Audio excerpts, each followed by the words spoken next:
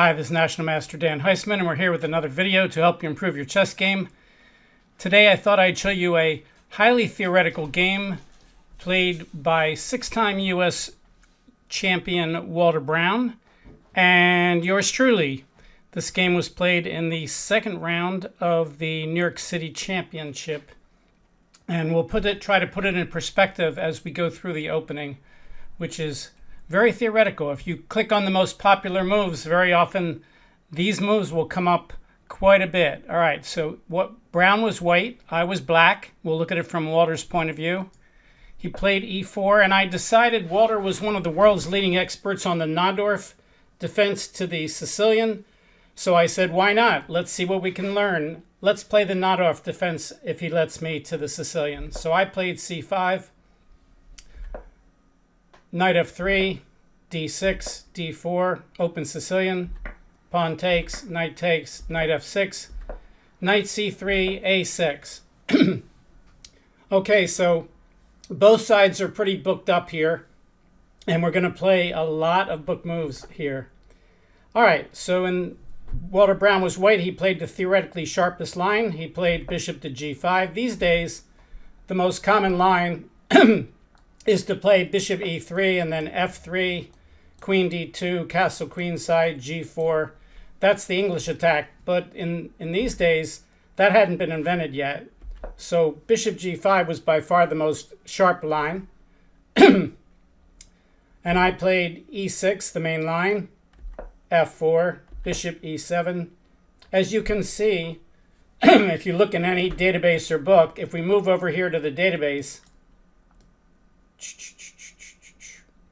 you can see that we're playing like the most popular moves. This position has been reached in the database 2,978 times. All right, let's go back and recenter my board. All right, so we're playing all the main lines. Queen to f3. I play queen c7. This is all being played at lightning speed since it's all been played a million times before, and both sides have been in these positions many times. He plays castle. I play knight bd7. At this point, the Velimirovich attack with bishop d3 here on the 10th move was not yet popular for about another year. I think Velimirovich first played his important games where he won with bishop d3, which is still only the second most popular move, about a year later. So Browne played the move that everybody was playing at the time, which is still the most popular, g4. I played b5. He took the knight. You have to take back with the knight. Taking back with the bishop allows bishop takes b5. Let's show you that. Bishop takes b5. Pawn takes bishop. Knight takes, forking the queen and the d-pawn. Queen a5, knight takes d6 check. King goes somewhere, e5. And black can't castle. White has really good pressure for his piece for 3 pawns. Okay, so I played knight f6, main line. Browne played g5. I played knight d7. He played the main move f5. I guess I should go back a couple moves and mention that Browne's own line here is to play the early h6, which later in my career I was playing that a little bit. I wasn't going far enough to play Browne's own line against him, but h6 is a move. Maybe, let's see, not on this move, maybe on the previous move. Yeah, on this move. I could play h6 instead of knight bd7. All right, so knight f5, knight f6, g5, knight d7, f5. Okay, now here we are many years later, and I played the move that was always played at the time, knight c5, and I played it immediately because it was a book move. The engine these days says white could actually castle. In those days, we didn't have engines, so we considered castling to be like suicidal with all those white pawns coming down the king side. So today, people actually start castling because the engine tells them it's the best move. In those days, we didn't. Now, there's also the line bishop takes g5 check here instead of knight c5, which I think a lot of people would play if they don't know the book here. But bishop takes g5 check, again, is a line that Walter Browne knew very well. And I knew it was considered not that, significant theoretically. So I just stuck with the main line and played knight c5. And again, Walter played instantly f6. I have to take, he takes back, and I have to play bishop f8. This is all book. This position has been reached many times. Now, this is the first branching point for white. White has several moves that were considered here. I think the first move I ever saw in this position was bishop h3, which is now only, according to the database, the 5th most popular move. The other moves I was familiar with was rook to g1 and queen to h5. The engine says white could also play king to b1 or a3, and king to b1 is actually the #1 move by the engine. And I think king to b1 was a known move, but it wasn't considered very much, one of the main lines at the time. So Browne had a choice here, and he plays queen to h5, which was very popular. The engine thinks that now, if I play rook to g8 immediately, that I can equalize. Let's take a look at that for a second. Rook to g8 was not played in the game. If white plays queen takes h7, black can play rook g6, saving the rook and attacking the f-pawn.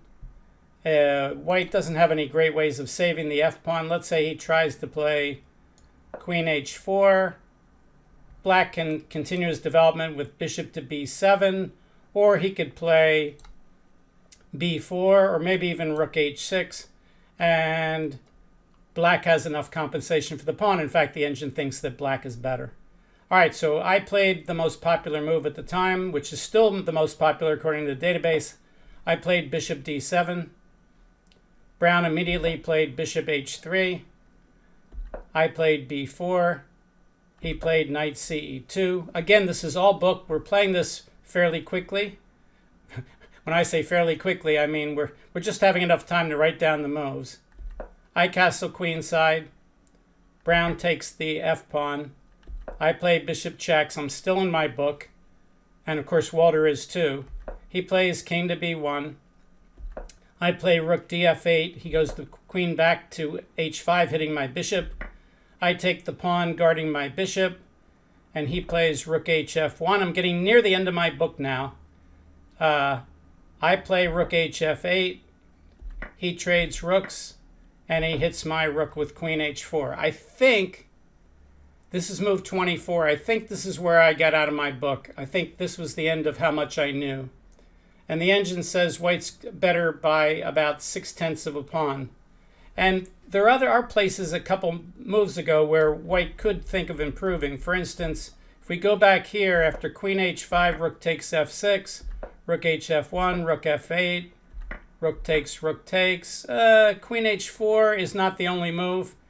Engine thinks that e5 is maybe just as good, but queen h4 was the moves that are played. And if we look at the database underneath, it gives a game that was played 6 months later, and that's part of the tale of this video, is this game was played in January, and 6 months later, Walter Browne went down to South America, and he was paired with one of the top players in the world, Browne-Mecking.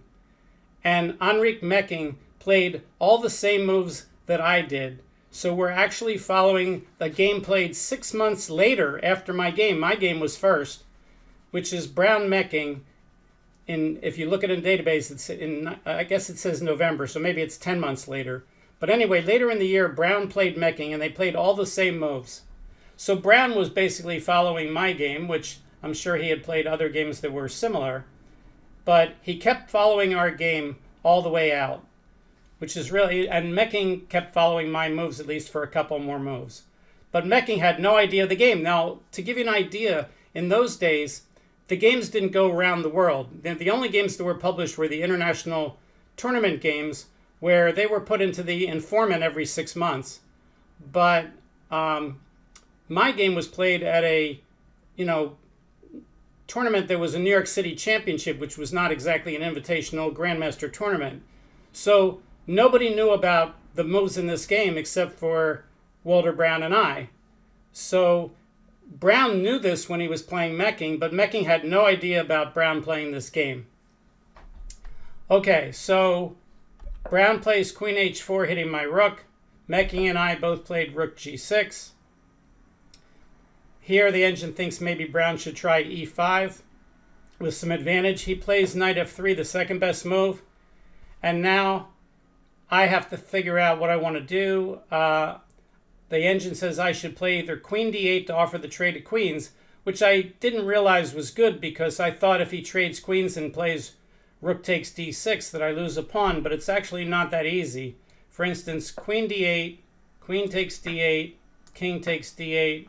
If rook takes d6, I can simply play king c7, and if the rook goes back to guard the first rank, I have the bishop pair for my extra pawn, and the engine says after bishop g7 I have full compensation for the pawn, but I didn't realize that. I thought I would be down a pawn with a bad game, so I didn't even think about doing that.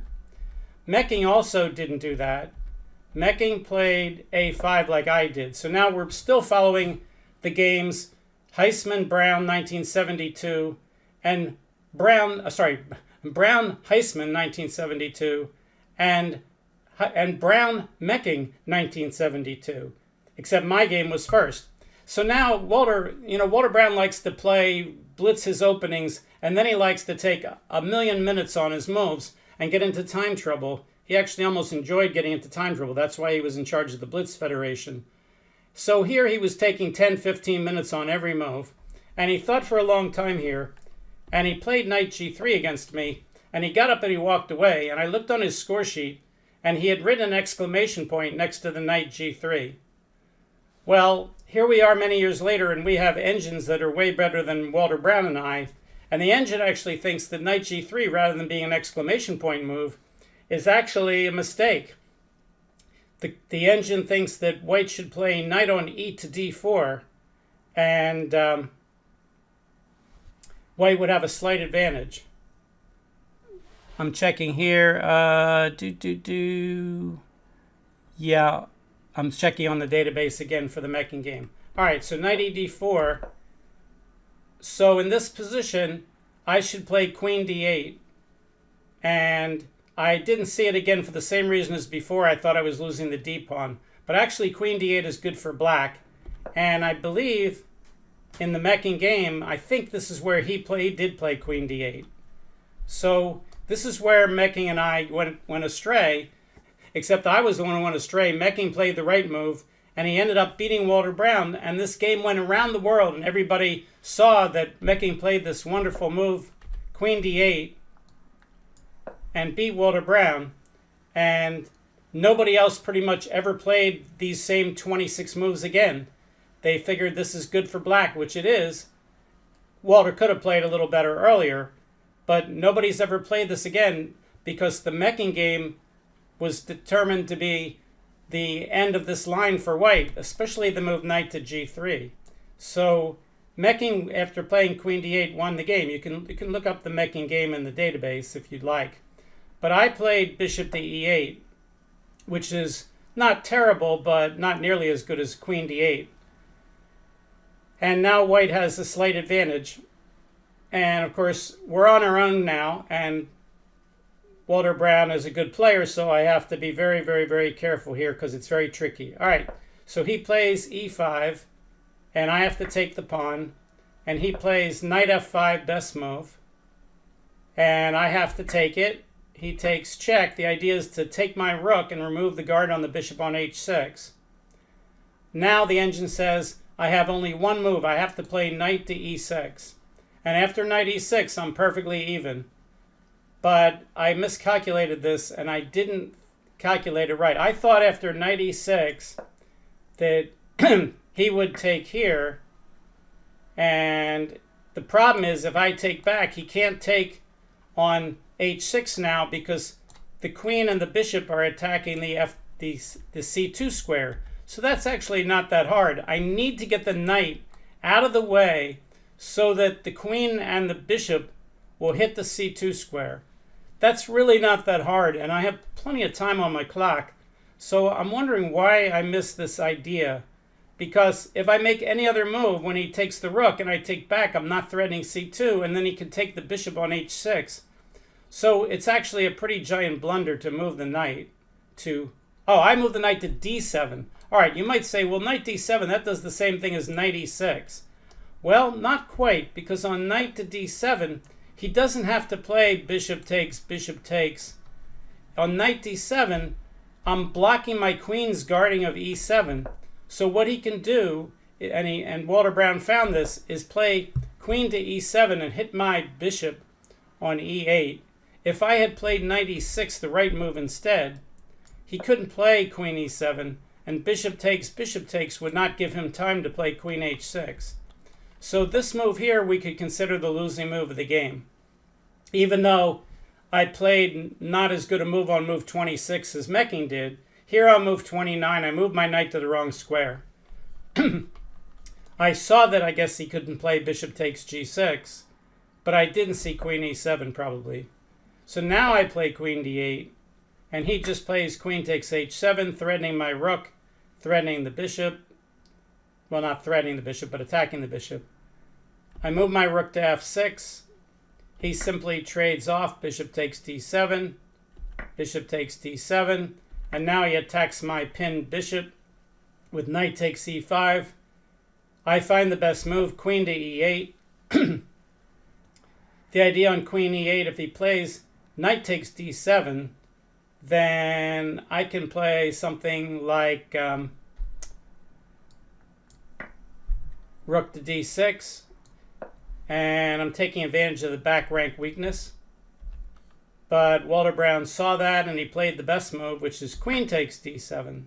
Much better than knight takes, allowing my little trick. At this point, he's in great time trouble. I think we're playing like 40 moves in 2 hours, and he had to make the last 10 moves in about a minute. But he finds that move, avoids the tricks. I take, he takes with a knight, and I skewer his 2 pawns. He has time to give me a check. I hit the knight. He attacks my pawn on a5.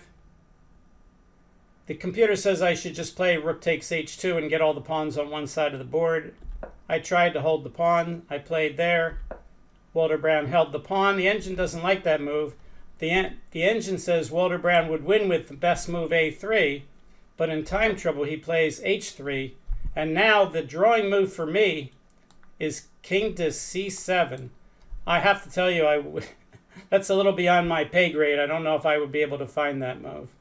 So king c7. If Magnus Carlsen was playing black here, maybe he could figure this out. But I guess the idea is that white's threatening rook to d7 check, and I can't come up because then he has rook to d6 check, so I have to stop the check.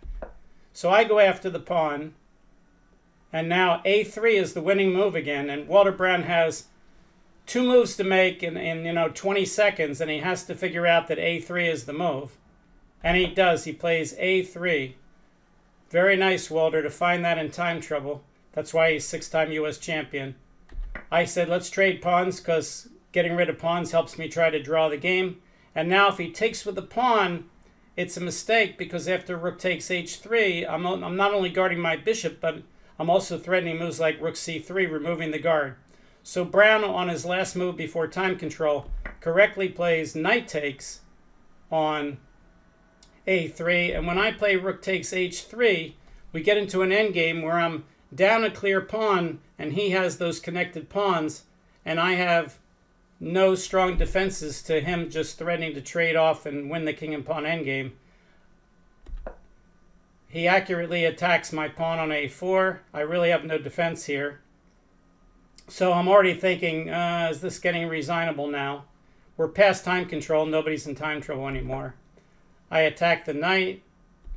He takes, and now trading off on a3 is pretty hopeless. He could take with the rook, and I can't trade because the king and pawn endgame is a trivial win.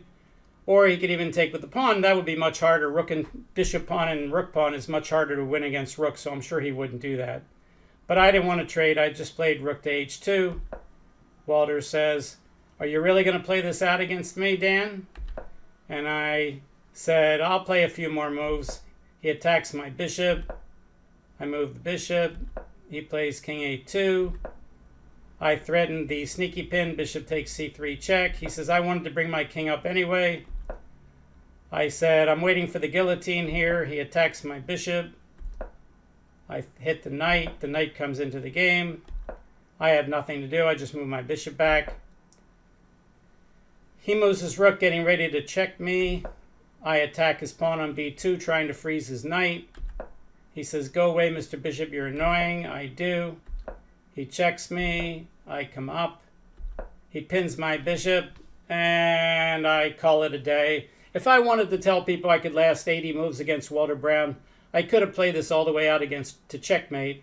But, you know, I could win this game with white against pretty much anybody in the world, so I'm kind of insulting him by making him play more and wasting everybody's time. After this game, Walter took me out to his favorite steak place for a steak dinner, and I asked him about the opening, and I said, you know, where do you think I could have improved? And he said, I can't tell you, professional secret. He didn't want to give away any analysis, even though I had just spent the whole game playing it against him. And, you know, usually when you go over a game with people, they'll talk to you, but you know, since he's one of the world's leading expert on this, he didn't want to tell me anything. But actually these days with our engine and with the database, we know a lot more than Walter did then. And of course we know where maybe white could have improved in this game, and certainly where I could have improved. And the Browne-Mecking game from 1972 will go down in history as the key game in this line. But actually 10 months earlier, we have my game with Walter with the same line here that I'm now showing publicly for the second time. I did make a novice nook on this called You Kids. Why was the novice nook called You Kids? Well, if you remember, let's go back to move 23, where I said I was getting out of my book, where he played rook hf1, I played rook hf8, he took and I took. At this point, we had both used about 2 minutes on our clock, just enough time to write down the moves. And Walter had actually come in, I think, 20 minutes late for the game. So he had 22 minutes on his clock, but only 2 of it was actually playing the game. And on the next board, we were on board 1, and on board 2 was Master Ariel Mengarini. And Mengarini, at the time, I was 21 and Walter Browne was like 23. And Mengarini was probably in his late 30s, early 40s. And Mengarini was known for playing like, you know, interesting kind of offbeat openings. And here we are playing one of the world's most theoretical, actually the world's most theoretical line in the main line of the Bishop G5 Najdorf. And when we got to this move 23, Mengarini had already played an interesting move early in his game, and they were only about on move 6. And his opponent was sitting there thinking on move 6 while we blitzed off 23 moves. Mengarini looked at us going bang, bang, bang, bang, bang, bang, bang, bang, bang, bang, bang, making all these moves. He turned and he looked at us, and Mengarini said to us, "You kids." Meaning, you know, I'm 23, Browne's 21. Compared to him, we're just young guys like barely out of college. In fact, I had graduated from college 1 month before this game was played. And Mengarini just smiled and said, "You kids, with all your theoretical stuff." And that was the name I gave to the Novice Nook column when I showed this game for Chess Cafe. The name of my column was You Kids. All right, so this was a very, very theoretical game. You know, I haven't played some of the world's best players very much in my life because, you know, I had a job as an engineer and I didn't exactly go around and playing international tournaments, and they hadn't really invented things like the World Open yet that we could play here in Philadelphia. So I really didn't get a chance to play a lot of really great players. But this is one time that I did get a chance. I played the 6-time U.S. champion.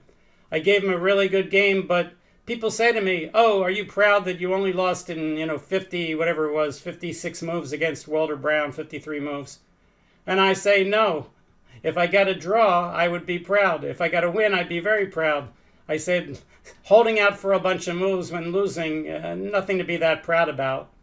I also want to tell you about my mentor, Rich Pariseau, who I played many, many, many times, National Master Rich Pariseau. To show you how strong Rich Pariseau was, Rich Pariseau got paired with Walter Browne 3 times in their careers. And in all 3 games, Pariseau never lost. Pariseau got draws in all 3 games against Walter Browne. So people might not realize that Philadelphia had some really good players in those days, but we didn't play internationally. because we didn't have the opportunity to do that. But we had some very good players, and the fact that my friend Rich played Walter 3 times and never lost was really a good badge for Rich. And I can't say the same thing. I played Browne this one time, at least in a slow game like this, and I lost. All right, I hope you enjoyed the video. If you haven't subscribed to my channel, you can do that. You can like the video. But the thing I ask everybody to do, if you've been listening this far, is please tell your chess friends about my channel. I've got videos on almost every aspect of chess improvement, all kinds of thinking process, time management, strategy, tactics. Everything is on my channel. I cover all the most common types of issues that most amateurs have in trying to get better. And if you use the search on my channel, you can find all kinds of things on better thought process, better analysis, better evaluation, and the kind of things that really make class players much, much better. Thanks very much. We'll see you next time. Bye.